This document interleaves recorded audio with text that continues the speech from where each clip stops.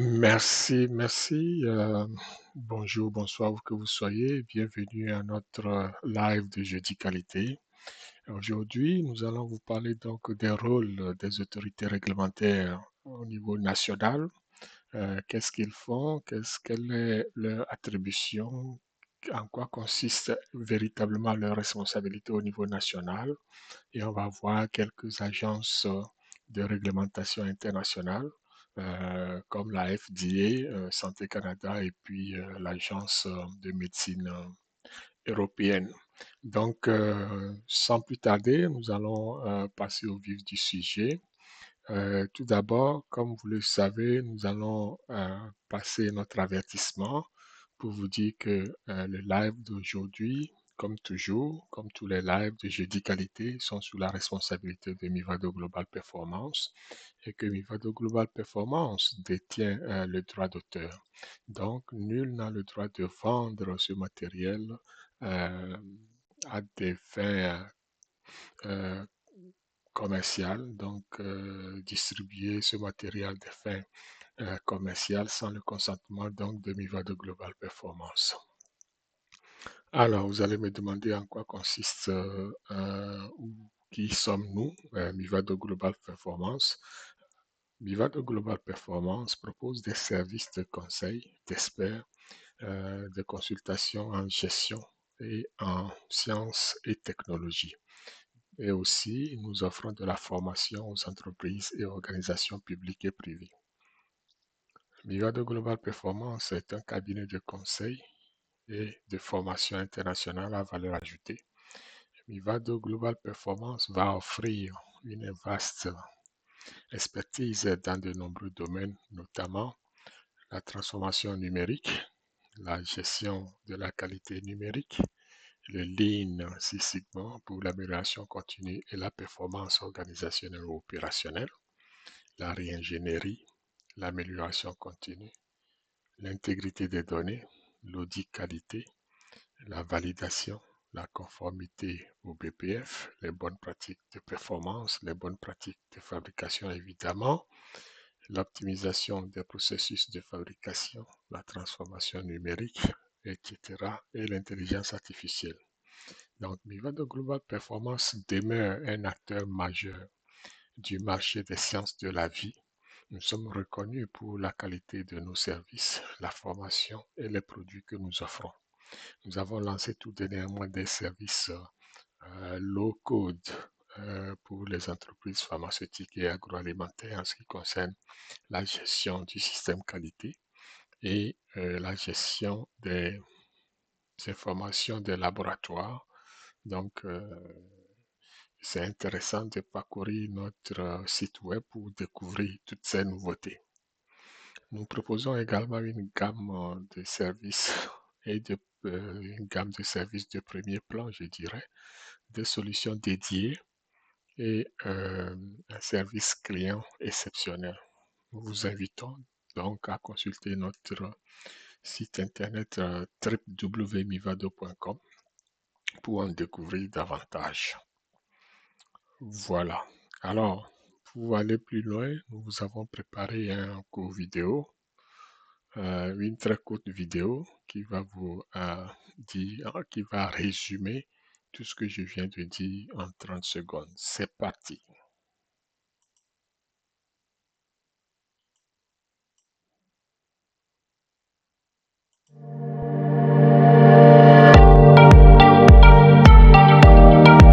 Jouissant d'une réputation de qualité et d'une approche dédiée, nous offrons des portfolios de services exceptionnels, des solutions sur mesure et un soutien à la clientèle remarquable pour le marché des sciences de la vie. Contactez-nous dès aujourd'hui pour optimiser vos performances et atteindre l'excellence.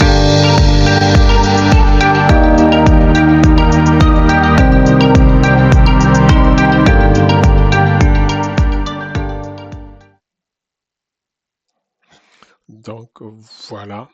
Le prochain volet concerne des petites annonces concernant nos formations que nous vous proposons.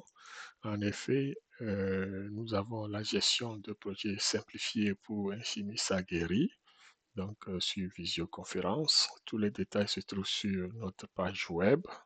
Nous avons aussi dans la foulée les principes fondamentaux de l'optimisation de la performance, ce qu'on appelle généralement OPEX ou l'excellence opérationnelle. Donc, nous avons une formation là-dessus aussi. Les détails se trouvent sur notre site web. Et un troisième élément, et non des moindres, c'est l'intégration de l'intelligence artificielle au Lean Six Sigma en milieu manufacturier, pour la performance opérationnelle.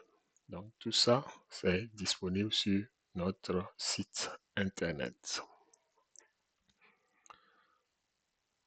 Ce qui nous amène donc à notre chapitre du jour, à notre thème du jour, qui est le rôle des autorités réglementaires nationales, donc dans l'inspection et la certification des BPF. En quoi consiste ou que font exactement nos autorités réglementaires? Dans chaque pays, il y a une agence ou une direction qui va s'occuper donc de la réglementation des produits pharmaceutiques. Et c'est exactement ces agences ou ces directions qui ont l'autorisation de délivrer les certificats BPF, les certificats de formation, les autorisations de mise en marché, etc., etc. Donc, aujourd'hui, nous allons voir l'approche globale au niveau de l'OMS, au niveau de PICS, ICH, au niveau de EMA, au niveau de la FDA, au niveau de ANSM, au niveau de MHRA, au niveau de TGA. Donc, tout ça, ce sont des agences de réglementation. L'OMS, tout le monde connaît l'OMS, Organisation mondiale de la santé. PICS, c'est une organisation qui va regrouper certains pays qui se sont dit, on va harmoniser nos pratiques, on va harmoniser nos lignes directrices. Donc, PICS va proposer des lignes directrices, surtout au niveau des ingrédients pharmaceutiques actifs. Nous avons ICH, ça vous le connaissez déjà, puisqu'on a déjà parlé en long, en large par rapport à ICH, International Conference of Harmonization, ICH. Euh, donc, on s'entend que c'est une organisation non gouvernementale qui va élaborer des lignes directrices harmonisées donc au niveau mondial. Nous avons l'Agence de médecine européenne, donc EMA, donc European Medicine Agency, qui va réguler toutes les pharmaceutiques donc, dans l'Union européenne. Nous avons la FDA, qui est, comme tout le monde le sait, l'agence de réglementation au niveau des États-Unis. Nous avons le ANSM, c'est une agence de réglementation pour la France uniquement. Nous avons le MHRA, qui est c'est le ministère of Health and Regulatory Agency, pour, non, Minister of Health and Regulatory Affairs au niveau de la Grande-Bretagne et le TGA pour l'Australie. Donc, Therapeutic Goods Affairs. Donc, voilà. Et non des moindres, il y a Santé Canada qui est un ministère donc, de la santé qui s'appelle Santé Canada qui va s'occuper de réglementer toutes les pharmaceutiques euh, du Canada. Donc, concrètement, qu'est-ce que nous allons voir aujourd'hui? C'est sûr que notre plan va s'établir en quelques points, à savoir, nous allons d'abord parler donc de tout ce qui concerne les BPF. Donc, ça va être une petite introduction pour ceux qui se joignent à nous, parce que vous savez que nous avons commencé, ça fait déjà 1 an que nous faisons ce live, et donc beaucoup de ceux qui nous suivent sont déjà familiers à ce que nous appelons les bonnes pratiques de fabrication. Et pour ceux qui nous suivent, nous allons faire une petite introduction et décliner peut-être quelques cadres réglementaires qui sous-tendent les bonnes pratiques de fabrication. Ensuite, nous allons parler donc de ce que sont les organismes internationaux, les organisations internationales qui vont s'occuper donc de la santé et de la réglementation donc des pharmaceutiques. C'est très important parce que ce sont eux qui vont réguler le monde pharmaceutique. Après, on va parler donc de ce que le système européen propose. On l'a vu tantôt, EMA, c'est European Medicine Agency, et puis EDQM, c'est l'agence donc qui s'occupe de toute la réglementation au niveau européen. Et puis, on va parler donc des principales agences de réglementation nationale dans le monde, le processus d'inspection des BPF, comment ça se passe, les certifications BPF et bases de données, et, et les non-conformités courantes et études de cas, comment on va les traiter. Et pour finir, donc on va parler des tendances récentes et perspectives d'avenir.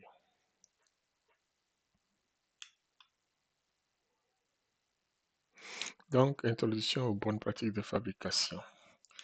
Comme on le sait déjà, donc, les bonnes pratiques de fabrication vont définir les normes minimales qu'un fabricant de médicaments doit respecter dans ses processus de fabrication. Donc, ça, c'est ce qu'on définit par les bonnes pratiques de fabrication. Donc, il faut que la qualité soit constante au niveau de l'usine lorsqu'on va fabriquer des médicaments.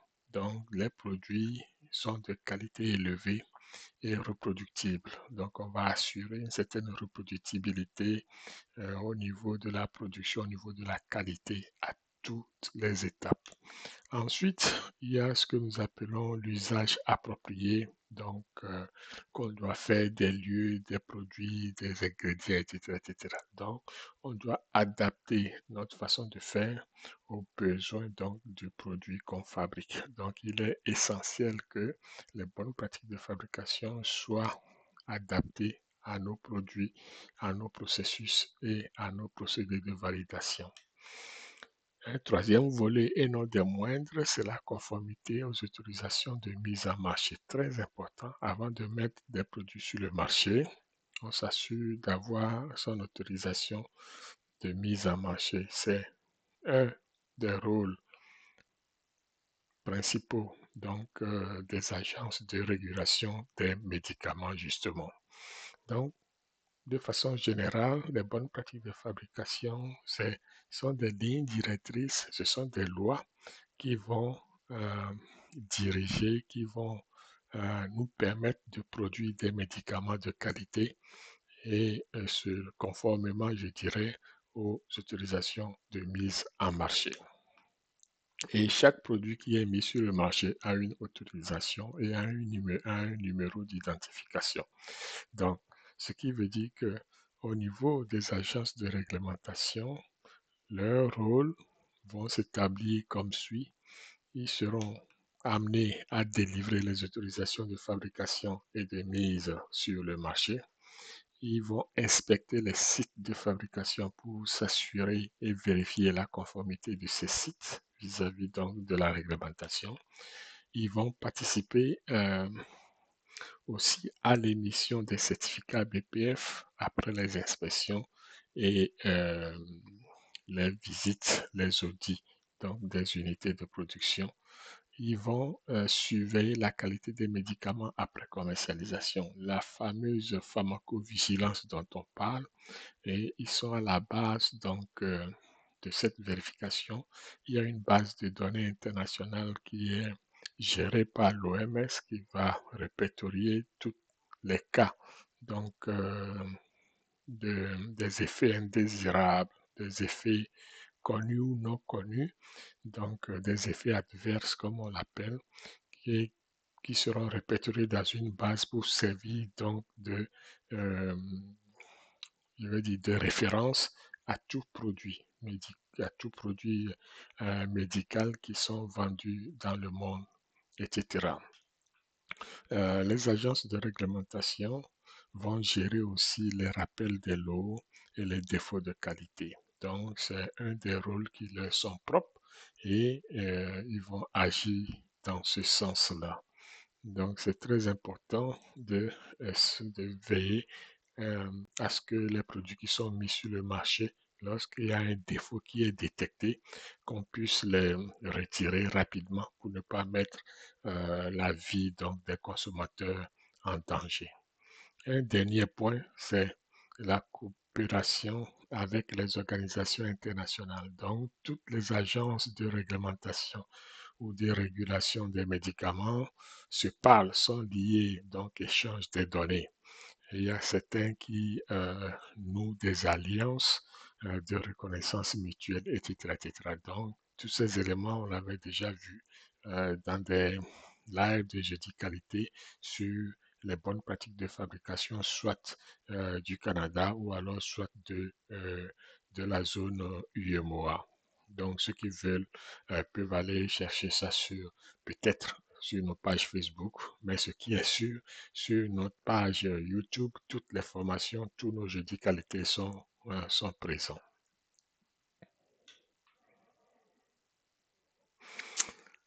Maintenant, nous allons parler donc du cadre réglementaire international. En quoi consiste ce cadre réglementaire international? On va parler de l'OMS, on va parler du PIX, okay? On va parler de ICH. L'OMS est la préqualification des médicaments. Vous n'êtes pas sans savoir que pour la plupart des pays en voie de développement qui ont à peine un embryon d'agence nationale de réglementation des médicaments ou qui ont des directions de contrôle des médicaments, c'est l'OMS qui va être la référence au niveau des normes, au niveau donc, des lignes directrices. Et le programme de préqualification de l'OMS a été créé en 2001 pour garantir l'accès à des médicaments donc, de qualité dans les pays à revenus faibles et intermédiaires. Donc, près de 1500 produits préqualifiés circulent aujourd'hui dans le monde entier. Okay? Donc, l'OMS fait ce travail pour aider les pays à revenus faibles de subvenir à leurs besoins en médicaments. L'OMS a beaucoup d'activités, évidemment.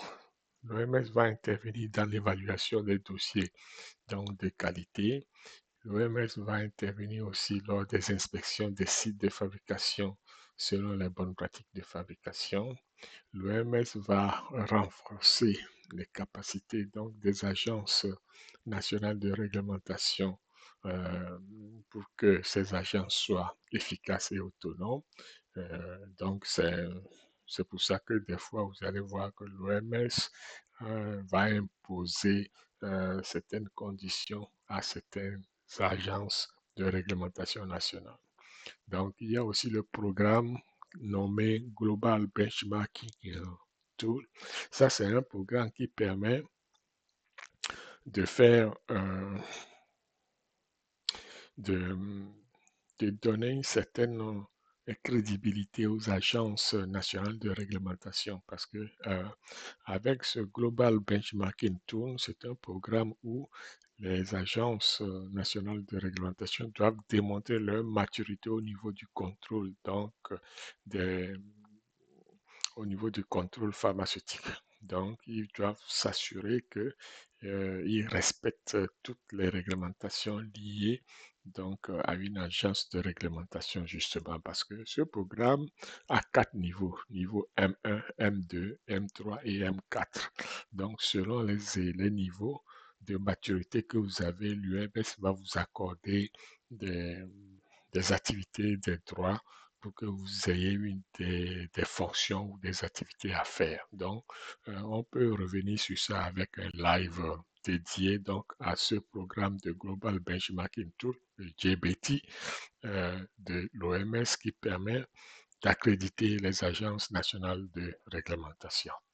Ensuite, l'OMS va collaborer aussi euh, avec d'autres experts dans le monde pour peut-être élaborer des lignes directrices et favoriser la production des médicaments, la distribution des médicaments et aussi la caractérisation des médicaments ou alors donner la qualification donc des agences nationales de réglementation.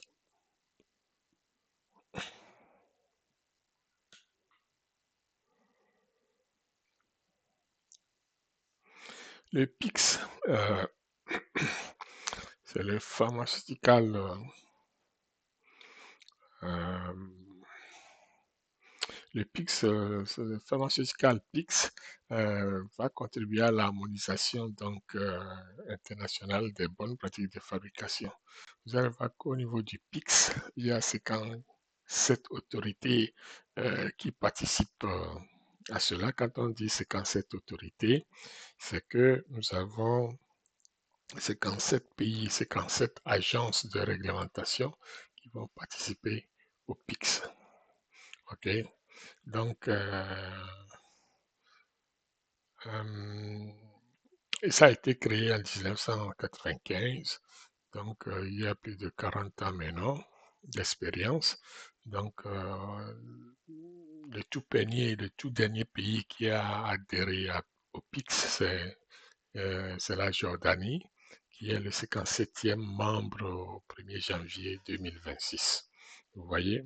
Donc, c'est important de voir que cette organisation grandit au jour le jour et que bon nombre de pays y participent. Donc, c'est essentiel de voir que euh, euh, le PIX va contribuer à, à, à, à élaborer des lignes directrices. Donc, le PIX, c'est le Pharmaceutical Inspection Convention and the Pharmaceutical Convention Cooperation Scheme. Donc, c'est une agence de réglementation internationale, c'est une organisation de réglementation internationale en passant. Donc, sa mission principale, donc, c'est de développer et maintenir un guide des bonnes pratiques de fabrication harmonisé. Donc, eux, ils ont identifié le guide des bonnes pratiques de fabrication comme PI 009, donc PE 009, qui est équivalent aux bonnes pratiques de l'Union européenne en passant. Donc, ils vont participer aussi à la formation des inspecteurs BPF via leur académie. Donc, ils ont une académie où vous pouvez être certifié inspecteur BPF. Il y a aussi leur activité d'évaluation et de réévaluation donc des systèmes d'inspection des autorités participantes. C'est pour ça, tantôt, je disais qu'au niveau des pays à faible revenu plutôt, c'est l'OMS qui participe donc à l'inspection de ces agences et à permettre à ce que les systèmes, les systèmes BPF de ces pays soient de niveau international pour que ces pays puissent aussi agréer ou alors certifier des produits qui seront vendus sur le plan national et sur le plan international. Donc, le PIX fait pareil en évaluant et en réévaluant les systèmes d'inspection des autorités qui participent donc à leur regroupement. Nous avons une activité qui est de faciliter le réseautage et la coopération entre les autorités réglementaires. Très intéressant. Ils réduisent aussi la duplication des inspections grâce à la reconnaissance mutuelle. C'est ce que j'avais dit tantôt. Donc, très intéressant, l'organisation PIX qui intervient à harmoniser donc certaines pratiques, à mettre ensemble certaines régulations pour que ça soit facile pour les producteurs de médicaments à travers le monde.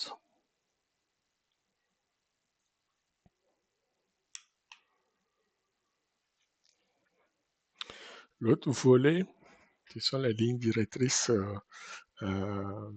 ICH que vous connaissez déjà avec série de lignes directrices qui commence toujours par la lettre Q. OK, donc c'est intéressant de voir ici que International Conference of Harmonization, donc c'est une agence de réglementation fondée en 1990 qui participe à l'harmonisation aussi des lignes directrices. L'organisation PIX s'occupe principalement donc des principes actifs ou des ingrédients pharmaceutiques actifs. Par contre, la ICH va être plus globale, plus générale, donc va concerner la production, la stabilité et tout ce que vous voulez, la sécurité, etc. Ils ont pas mal de lignes directrices qui sont actuellement même approuvées et utilisées par les autres agences de réglementation comme la FDA et Santé Canada. Donc, l'ICH, comme vous le voyez, vont proposer plusieurs lignes directrices. Ici, on a ICH Q7 qui fait référence donc à tout ce qui concerne les BPF pour les ingrédients pharmaceutiques actifs.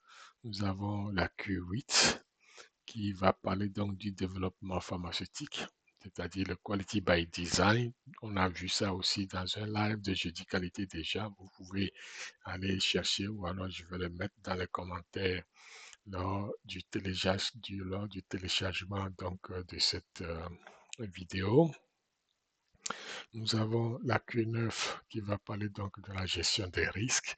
Donc c'est une approche dans l'industrie aujourd'hui, l'approche basée sur le risque est en vogue parce qu'on ne peut pas tout contrôler, on ne peut pas tout faire. Donc selon les risques qu'on va déterminer par rapport aux activités, etc. Donc on va mettre des mesures appropriées pour répondre à ces risques-là. On a le ICH Q10 qui va parler, qui va traiter plutôt des systèmes qualité pharmaceutique, donc tout ce qui concerne l'amélioration continue, la revue qualité, le système qualité, ça c'est ICH Q10, à Q10 qui va s'en occuper. Nous avons l'ICH Q12 pour la gestion du cycle de vie. Aussi, dans un live de jeudi qualité, nous avons déjà parlé donc du cycle de vie des médicaments ou des pharmaceutiques. Donc, n'hésitez pas à aller consulter ces vidéos, ces jeudi qualité à cet effet. Donc, ces lignes directrices-là forment la base de convergence des inspections BPF au niveau mondial. Évidemment, la plupart des agences, comme je venais de le dire, vont utiliser ces lignes directrices pour fonctionner, pour réglementer leur industrie pharmaceutique.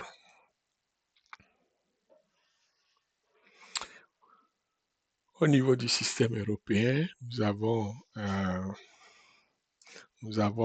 le European Medicine Agency, EMA, et nous avons aussi ce que nous appelons EDQM. EDQM, c'est European Directorate for the Quality of Medicine and Healthcare. Je répète, European Directorate for the Quality of Medicine and Healthcare. Donc, ces deux agences donc, de l'Union européenne, donc, qui vont s'occuper donc, des médicaments et de la santé. Donc, évidemment, European Medicine Agency ou l'Agence européenne des médicaments va coordonner les inspections des BPF pour les autorisations de mise à marché. Il va initier des groupes de travail BPF et bonnes pratiques de fabrication et de bonnes pratiques de documentation pour les inspecteurs. Il va aussi avoir une base de données qui s'appelle EDRA GMDP plutôt. Et puis, il y a aussi l'activité qui consiste à harmoniser les lignes directrices avec les autres organisations comme le PIX qu'on a vu tantôt, Pharmaceutical Inspection Convention and Scheme et les directives avec les directives UE. Donc, la gestion des accords de reconnaissance mutuelle fait partie aussi de leurs attributions. Donc, vous voyez que la plupart des rôles des agences de réglementation se recoupent, se ressemblent beaucoup au fur et à mesure. Ils font tous quasiment l'évaluation, la l'évaluation donc des inspections BPF. Ils vont rédiger des lignes directrices pour le monde pharmaceutique, etc., etc. Donc, c'est pratiquement l'ensemble des rôles et des responsabilités qui sont dévolus à ces agences de réglementation. Et au niveau donc de la Direction européenne de la qualité, c'est-à-dire EDQM, euh, c'est leur programme, leur responsabilité va se situer au niveau donc des programmes d'inspection des sites qui sont couverts par les certificats européens pharmaceutiques. OK. Le CEP, c'est important de le noter, ils vont intervenir aussi dans les inspections conjointes avec d'autres inspections nationales. Ils vont participer donc euh, à des inspections. Généralement, leur inspection va durer 3 jours, ok, c'est carrément atypique. Donc, ils ont fait jusqu'à date plus ou moins 40 inspections par an. C'est leur vitesse de croisière au niveau des inspections, et je dirais. Donc, la fréquence et puis la performance au niveau de ces agences-là pour les inspections et aussi vont participer à des vérifications BPF et de conformité donc des dossiers de fabrication. Ils vont aussi baser leur approche sur les risques pour le programme annuel. Donc, c'est important de connaître les différences au niveau donc de chaque agence de réglementation. Ok, parce que si vous êtes fabricant et que vous voulez vendre des produits dans un tel ou tel euh, région du globe, il va falloir que vous soyez responsable au niveau de la réglementation, que vous connaissez, vous compreniez exactement comment l'organisation fonctionne. Donc, le certificat de suitability, comme on l'appelle, c'est le dossier CEP. Donc, c'est un document préliminaire donc, pour les industries pharmaceutiques qui prouve que l'ingrédient actif est conforme selon les normes européennes. Vous voyez, donc c'est important de comprendre des notions pareilles pour ne pas te faire prendre au dépourvu. Donc, pour l'Europe, on voit que l'organisation est bien en place et que ça fonctionne et que la plupart des Européens se réfèrent à EMA et EDQM pour leurs activités, pour leurs dossiers plutôt, et pour l'autorisation de mise à marché.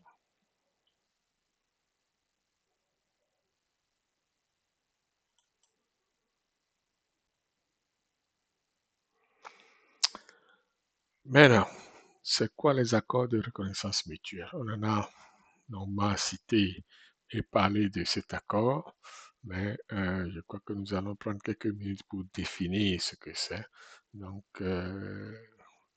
l'accord de reconnaissance mutuelle, donc MRA, c'est en anglais, Mutual Recognition Agreement, permet aux autorités donc de se fier mutuellement à leur système d'inspection BPF, réduisant la duplication et facilitant le commerce.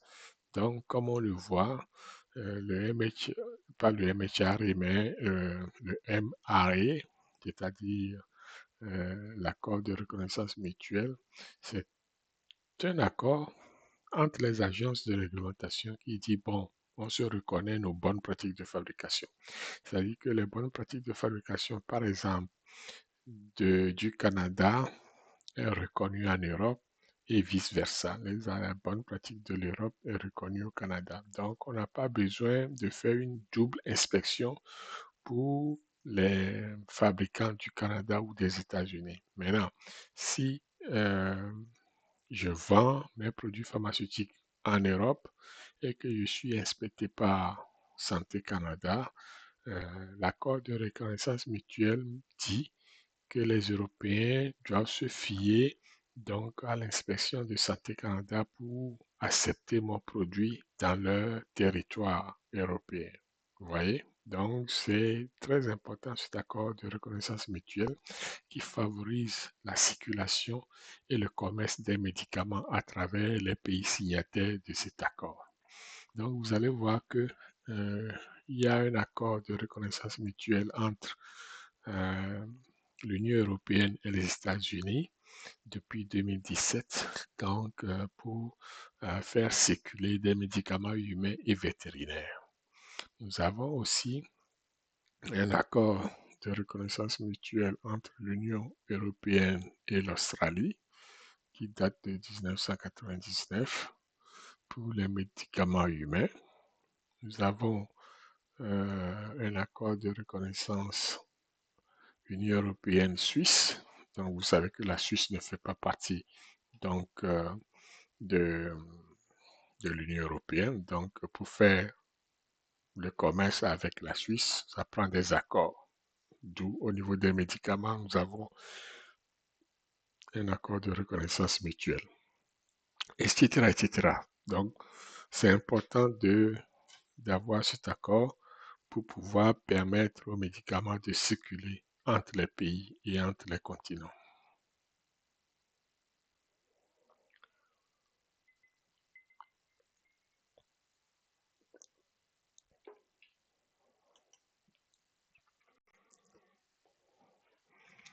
Ce qui nous permet de parler maintenant des agences nationales de réglementation dans le monde. Évidemment, on va voir que dans le monde, chaque pays, chaque continent à peu près, ou chaque regroupement de pays a ses agences ou a son agence de réglementation. Par exemple, la FDA des États-Unis vont se fier donc à leur agence de réglementation et vont élaborer des lois et des PPF qui sont libellés dans le 21 CFR PAT partie 210 et 211. Si quelqu'un veut lire les bonnes pratiques de fabrication donc, des États-Unis, eh bien, c'est le cadre réglementaire qu'il faut aller consulter. C'est 21 CFR, partie 210 et partie 211 qui font état donc des bonnes pratiques de fabrication. Au niveau donc de la France, donc c'est une agence nationale dans ce cas-ci de régulation. Vous avez le Code de la santé publique et les directives UE. Donc, ils vont beaucoup se baser sur des organisations comme PIX et ICH puisqu'ils en sont membres. Donc, ce qui les avantage puisque au au niveau du PIX et au niveau du ICH, ce sont des réglementations qui sont harmonisées. Donc, c'est très avantageux de faire partie de ces deux organisations pour bénéficier donc des lignes directrices. Il y a le MHRA au niveau du Royaume-Uni, donc Minister of Health and Regulatory Affairs, donc qui vont élaborer UK GMP. Donc ça c'est une loi, toujours dans chaque pays. Et ils vont avoir le Orange Guide pour tout ce qui concerne la classification des déficiences donc au niveau des pharmaceutiques. On a le TGA, Therapeutic Good Act, donc en Australie, qui va avoir un accord de reconnaissance mutuelle avec l'Union européenne, donc va reconnaître d'emblée, où les deux entités vont reconnaître les bonnes pratiques de fabrication.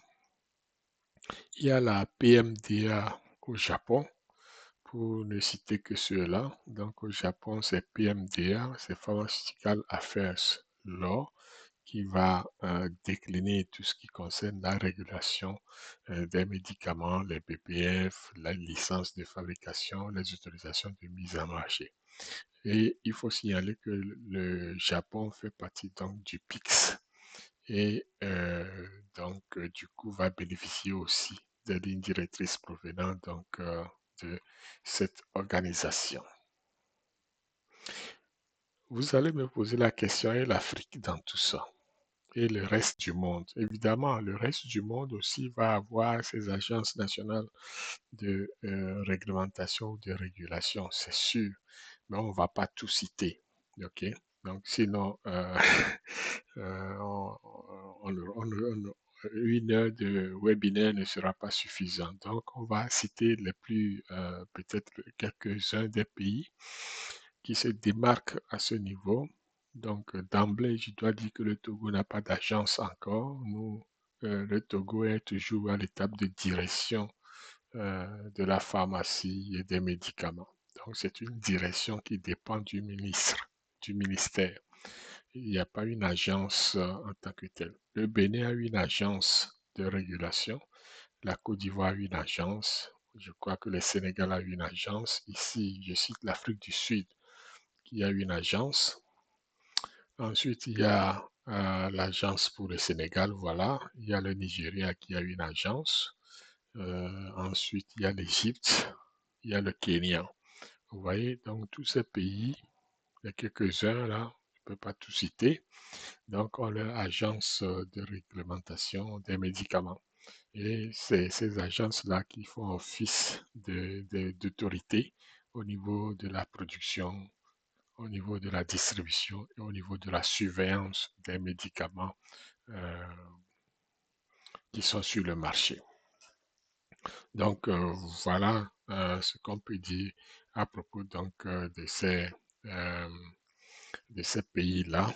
Donc chacun a ses spécialités, ses spécificités, parce que beaucoup vont dépendre donc de l'OMS, ou tous, puisque ce sont des pays à faible revenu, ils vont tous dépendre donc de l'OMS qui va les guider avec ce que nous avons vu tantôt, le Global Benchmarking Tool, qui permet d'évaluer leur niveau de maturité au niveau donc de la conformité à la réglementation et aux bonnes pratiques de fabrication. Vous voyez, donc je sais que beaucoup sont en maturité 4. Peut-être dans la liste ici, on peut citer le Sénégal qui se rapproche, euh, etc. La Côte d'Ivoire aussi se rapproche donc du niveau 4. Le Bénin, la dernière fois, avait fait un effort pour aller passer la maturité 3. Donc, ils sont en bonne voie aussi. Donc, etc., etc. Donc, on va revenir sur ce global benchmarking tools qui permet à l'OMS de d'accréditer les agences nationales de réglementation des pays à faible revenu dans la zone Afrique.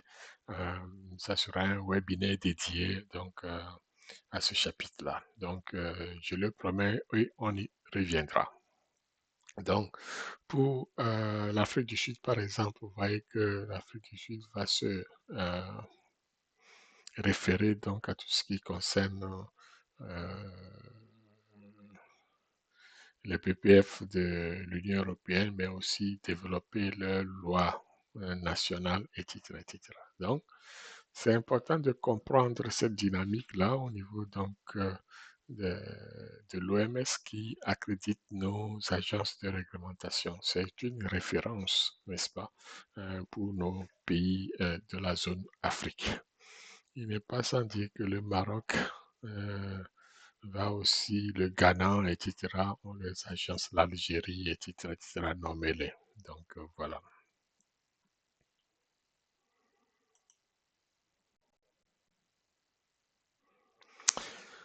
En quoi consiste le processus d'inspection BPF? Les documents, comment ça se déroule, c'est quoi les types de processus d'inspection qu'on a, etc., etc. Donc, cela va sans dire que c'est pas parce que vous êtes une agence nationale de régulation que vous n'êtes pas inspecté. Toutes les agences subissent un audit, une inspection, etc., pour s'assurer que leur système fonctionne très bien, que le système est à la hauteur, qu'ils sont conformes aux bonnes pratiques de formation, de conformité, etc., etc. Donc, c'est pas parce que vous êtes une autorité de réglementation que vous n'êtes pas contrainte à subir des inspections. OK? Donc, tout le monde, des agences de réglementation jusqu'au, je dirais, aux fabricants des médicaments vont subir donc des inspections de routine.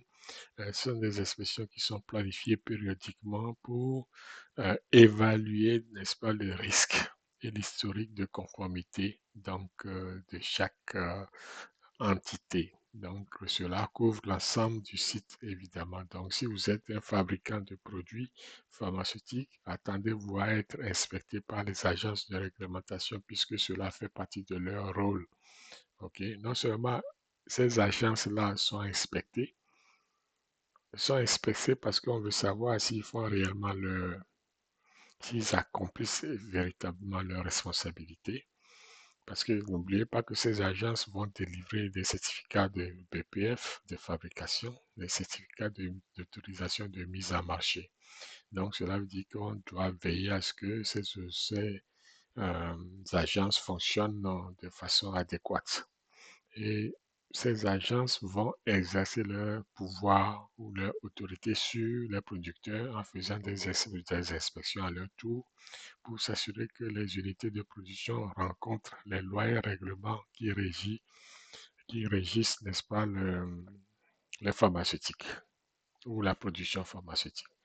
Donc, c'est important de comprendre cette dynamique-là et ne pas être surpris après. De toute façon, lorsque vous avez votre industrie pharmaceutique en place ou votre unité de production, vous devez avoir une autorisation pour pouvoir produire ou pour pouvoir opérer votre unité de production.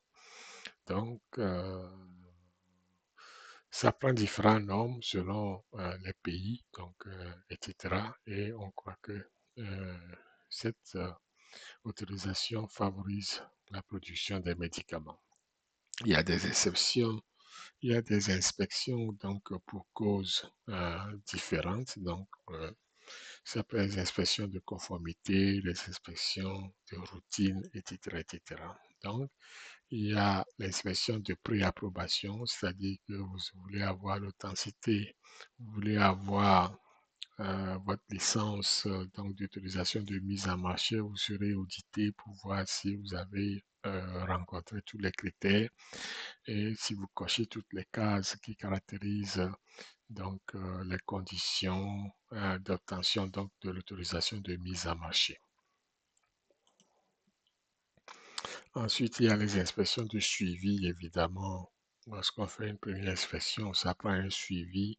Donc, après une non-conformité, par exemple, on va faire un suivi pour s'assurer que vous avez corrigé, n'est-ce pas, la non-conformité, que vous avez mis en place des CAPA et vous avez clôturé tout ça en bonne et due forme avec des documents ou avec la documentation qui est signée conforme aux spécifications ou au règlement en vigueur.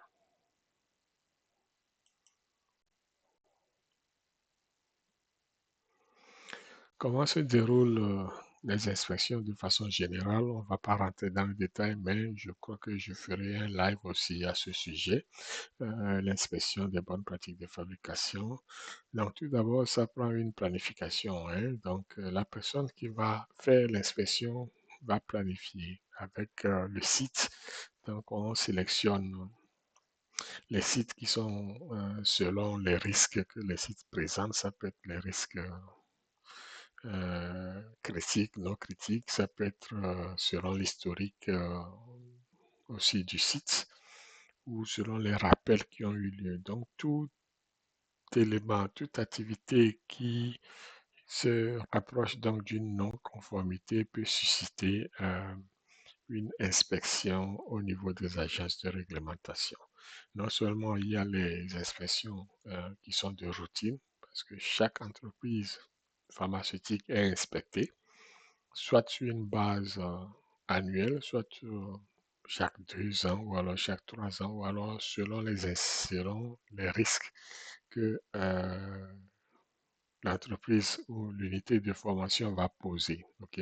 Donc, c'est comme ça que se fait euh, la planification au niveau donc, des agences de réglementation nationale. Ensuite, on va te notifier donc, par lettre ou soit par courriel que vous aurez une inspection. On va préciser la date, on va préciser les objectifs aussi, on va préciser le sujet. Donc, c'est l'annonce qui va être faite pour dire, écoutez, vous serez audité, vous serez inspecté.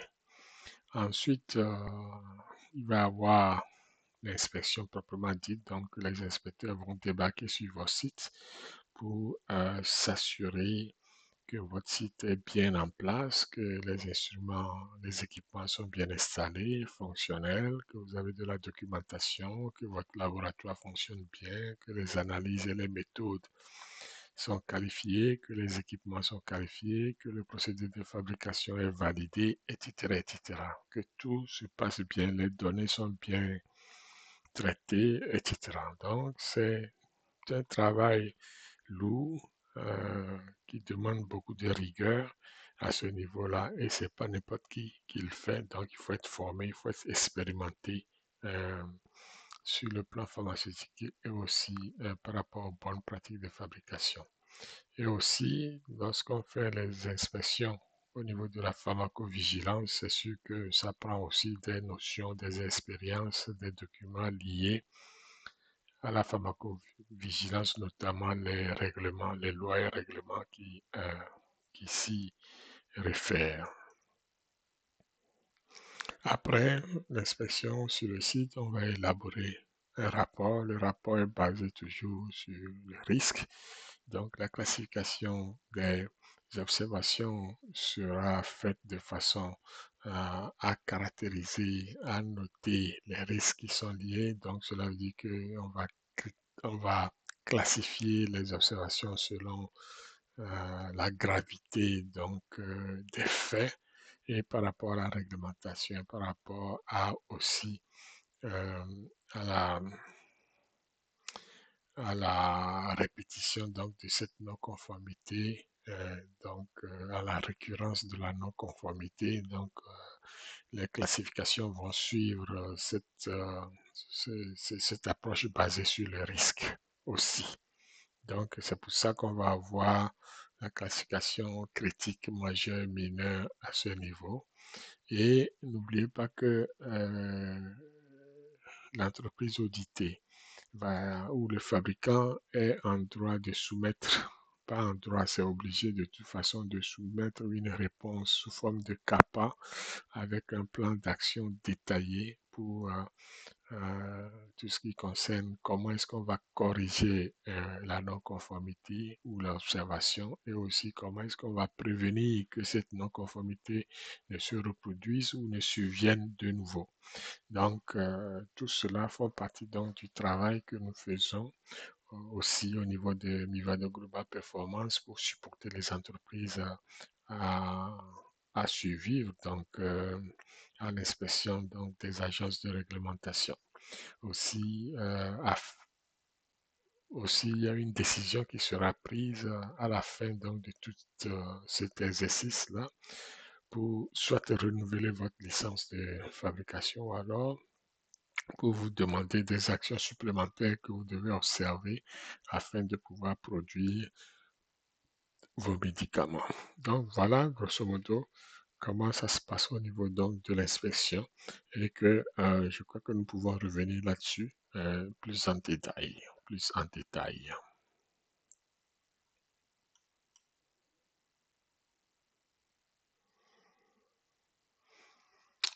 Donc lorsque vous passez votre inspection et que tout est OK et que vous avez répondu avec des CAPA à toutes les non-conformités, etc. Donc, vous avez un certificat BPF qui est émis dans les 90 jours. Bon, c'est un chiffre, euh, ça peut être 120 jours, ça peut être 30 jours, 60 jours, dépendamment donc où est-ce que vous vous trouvez, dans le pays dans lequel vous vous trouvez, selon la réglementation que vous avez choisi de suivre. Donc, suivant les inspections favorables. Une inspection favorable, ça porte son nom parce qu'une inspection, il n'y a jamais, c'est très rare d'avoir une inspection sans observation. OK?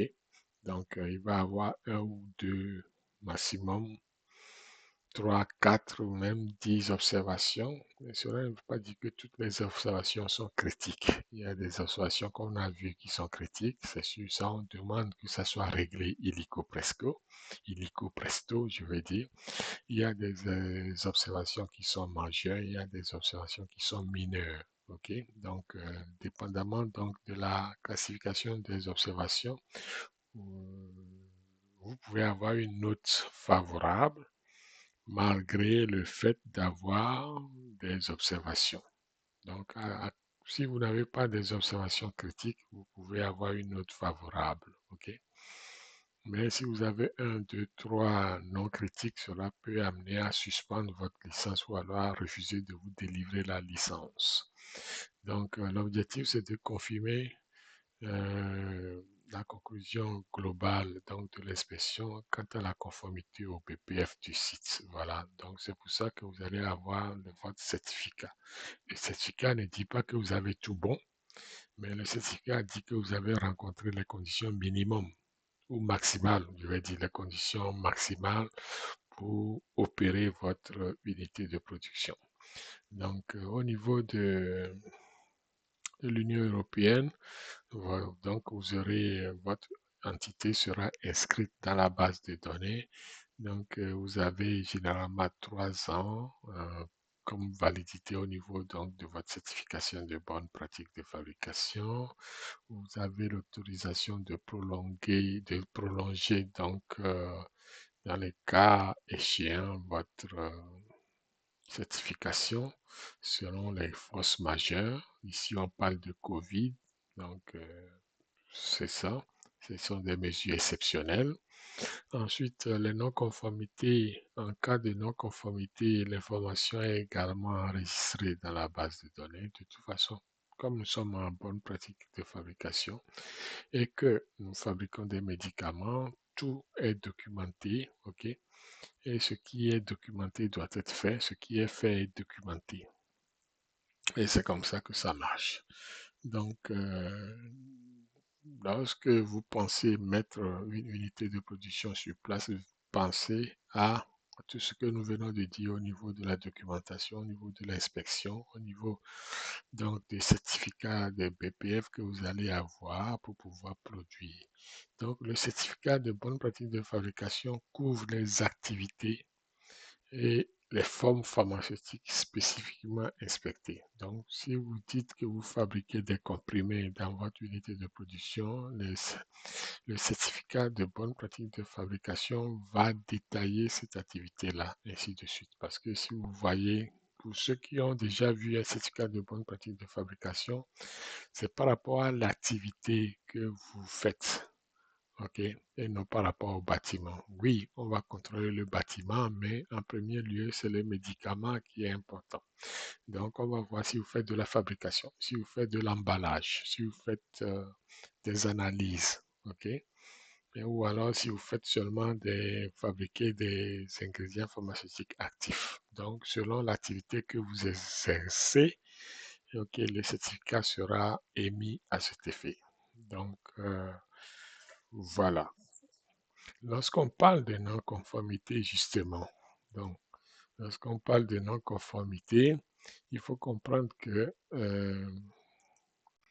les non-conformités surviennent lorsqu'il y a un écart par rapport à la réglementation, toujours. Donc, ce sont des cas de défaillance majeure, ok? Donc, qui vont entraîner ce que nous appelons les non-conformités. Ce qui est non conforme, cela dit que ce n'est pas conforme. Voilà, donc la FDA a émis 303 lettres d'avertissement en 2025 euh, pour les non-conformités. Ok. Et principalement, les non-conformités concernaient l'intégrité des données, donc au niveau des audits trails qui manquent à certains systèmes informatisés. Ça, il faut comprendre ce que c'est que l'intégrité des données.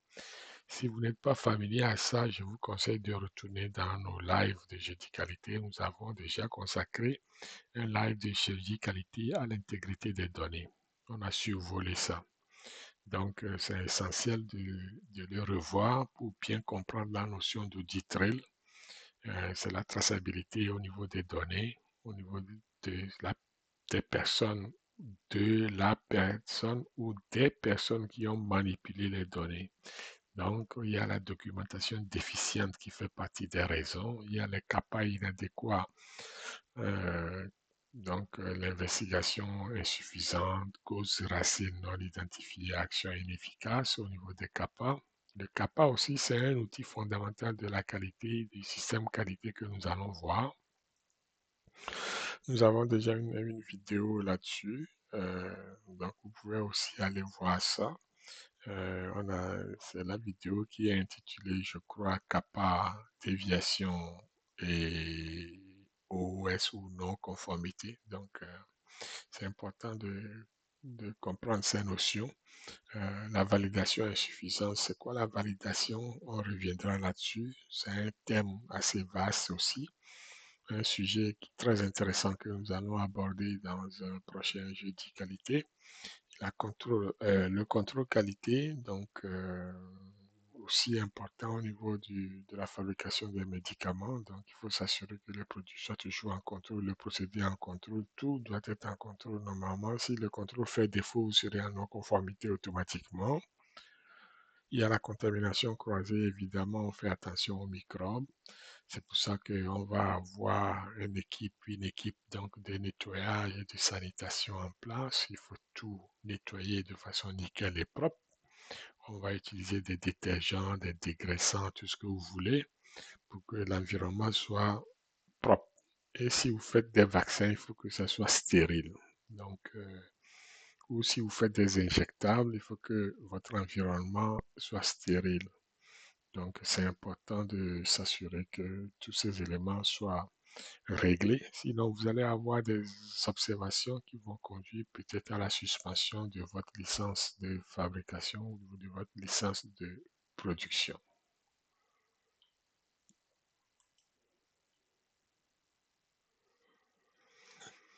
Bon, peut-être au niveau des déficiences majeures, nous allons voir pour le NECC, donc c'est une entreprise euh, NECC méningite fongique. Donc, ce médicament, en 2012, donc la pharmacie de préparation opérant illégalement comme fabricant de NECC. Donc, c'est un cas de défaillance majeure. Avant d'opérer une unité de production, vous devez avoir la licence de fabrication. OK. Donc, 788 patients infectés, 64 décès ont été confirmés à la suite donc, de la prise de ce médicament-là. Donc, NECC, c'est un médicament qui traite les méningites fongiques. OK.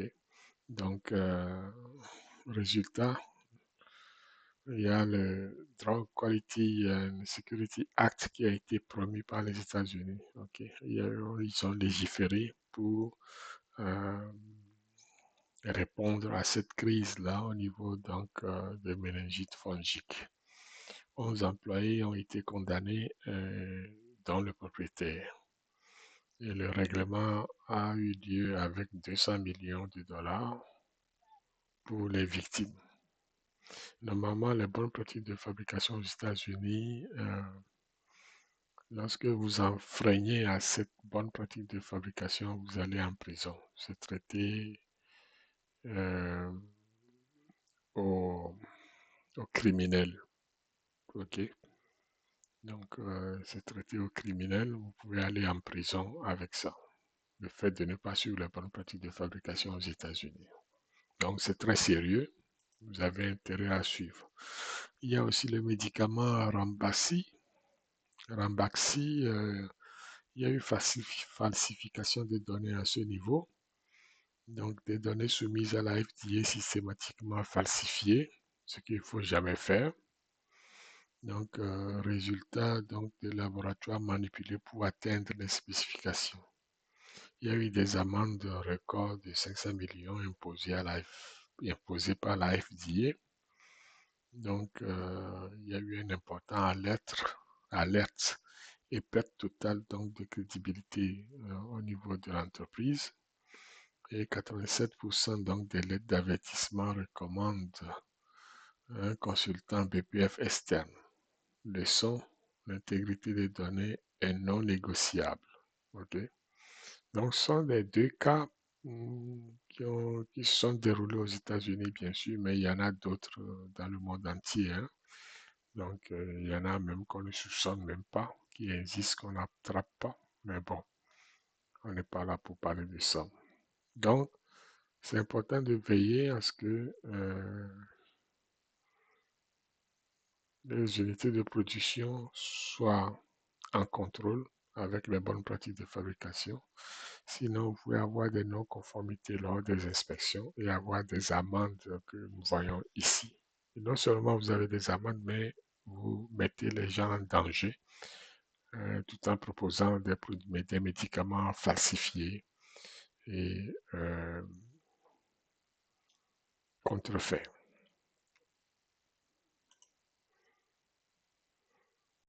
Alors, ce qui nous amène à parler donc des tendances actuelles et perspectives d'avenir.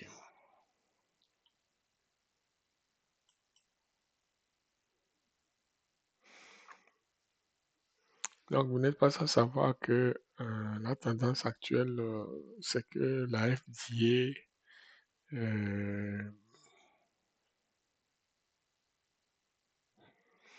conduit des inspections à l'étranger. Donc, par exemple, au niveau de l'Inde et de la Chine, il y a eu extension du programme pilote donc, à tous les sites étrangers pour que la FDA fasse des inspections. Donc, les entreprises étrangères vont recourir au même niveau de surveillance que les entreprises américaines. Donc, c'est parce qu'on veut contrôler les produits à la source. Donc, il dit à la source veut dire on va aller inspecter le produit avant que ça ne rentre aux États-Unis pour pouvoir assurer, contrôler ce produit-là. Donc, ça, il faut avoir les moyens pour le faire. Donc, cela dit que la FDA va contrôler les produits ou les ingrédients pharmaceutiques actifs qui sont produits en Inde et en Chine. Ça, c'est quelque chose qui est projeté, c'est pour ça qu'ils ont un pilote en place. Ensuite, il y a l'augmentation des actions réglementaires. On a vu tantôt que 303 lettres d'avertissement ont été envoyées par la FDA à des entreprises de fabrication de produits pharmaceutiques.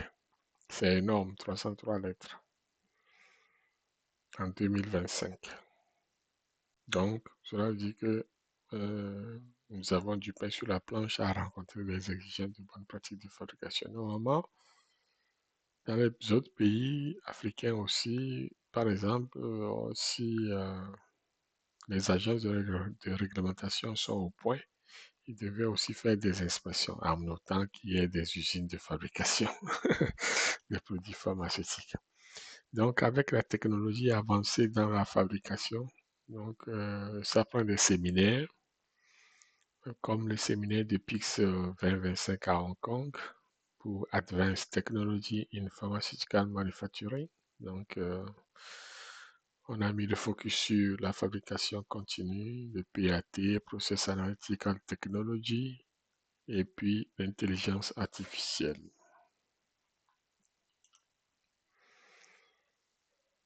Donc, le PIX, le Pharmaceutical Inspection Convention and Scheme, Donc, renferme à date 57 pays participants avec l'ajout de la Jordanie en 2026. Donc, cela élargit le cercle des experts de bonnes pratiques de pharmacovigilance et de bonnes pratiques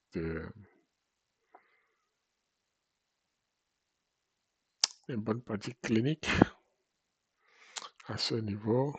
Donc, ils ont révisé le annexe 15 qui traite de la validation et l'annexe 6 pour ce qui traite des gaz médicaux.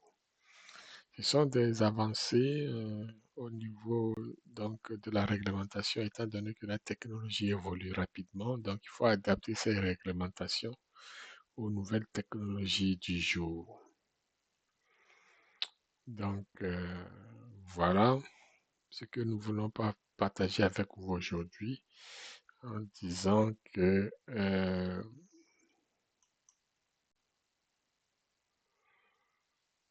les agences de réglementation nationale ou les agences nationales de réglementation sont les garants de la qualité, de la sécurité et de l'efficacité des médicaments à travers le monde.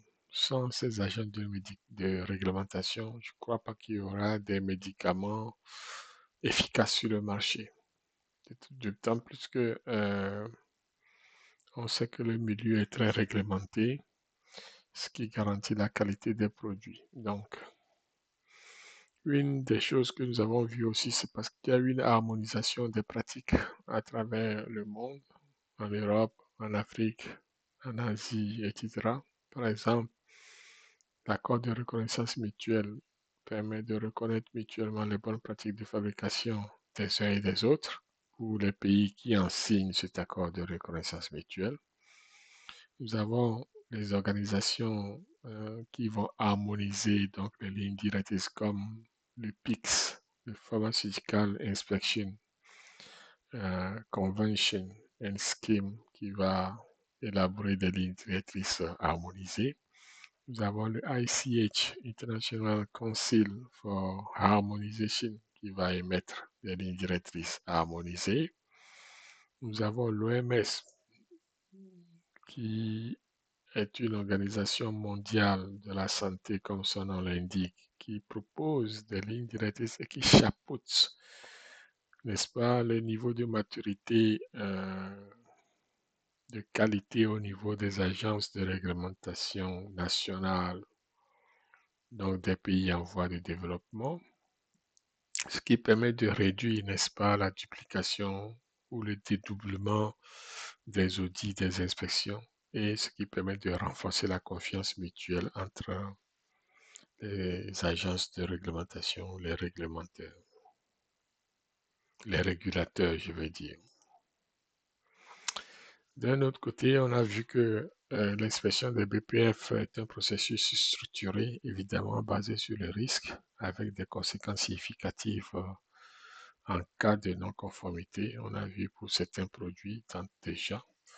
Donc, c'est très important de se préparer en tant que fabricant de médicaments à des inspections, ne pas se laisser avoir, ne pas avoir de non-conformité, toujours éviter les non-conformités critiques.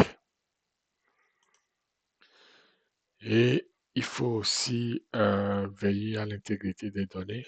Donc, c'est un défi actuellement et cela va rester un défi pour l'industrie pharmaceutique mondiale, l'intégrité des données. Et enfin, on a parlé donc des tendances 2025-2026 qui pointent vers plus de transparence, des expressions non annoncées et l'adoption des technologies avancées. Donc tout cela va propulser l'industrie dans un futur très proche avec l'intelligence artificielle qui arrive à grands pas. Donc on s'attend à ce que la plupart des industries soient automatisées, soient digitalisées avec des industries autonomes, etc., etc., comme dans toute autre industrie. Donc, vivement que cela soit arrivé. Donc, voilà ce que nous voulons partager avec vous sur les agences nationales de réglementation. Je sais que c'est un survol, mais cela permet de voir exactement les responsabilités énormes que les agences ont en ce moment-ci pour pouvoir veiller au contrôle et à l'efficacité des médicaments qui sont mis sur le marché. Sans eux, je crois que les médicaments, ça serait l'anarchie au niveau donc des produits pharmaceutiques. Donc, chaque pays doit avoir sa direction, son agence nationale de réglementation des médicaments pour pouvoir s'assurer que les médicaments qui sont mis sur le marché sont sans danger, les médicaments qui sont mis sur le marché sont reproductibles et les médicaments qui sont mis sur le marché ont subi un contrôle efficace et ont leur autorisation de mise en marché, ce qui va faire ce qui va porter un coup, un défaut à tous les médicaments qui sont contrefaits, qui sont euh, adultérés, etc., etc. Donc, voilà. Si vous avez des questions, n'hésitez pas à nous joindre sur www.mivado.com ou alors à nous laisser un commentaire au niveau de nos plateformes, que ce soit YouTube, Facebook, Twitter ou X, euh, LinkedIn, euh, TikTok, etc., Instagram. Nous sommes sur toutes ces plateformes et ça nous ferait plaisir de vous répondre à vos questions. Donc, voilà. Et je crois que ça a fait le tour. Merci beaucoup de nous avoir suivis. C'est toujours un plaisir de faire ce live avec vous. Et vous pensons que vous allez être au rendez-vous jeudi prochain. Merci beaucoup à vous. Bye bye. Ciao.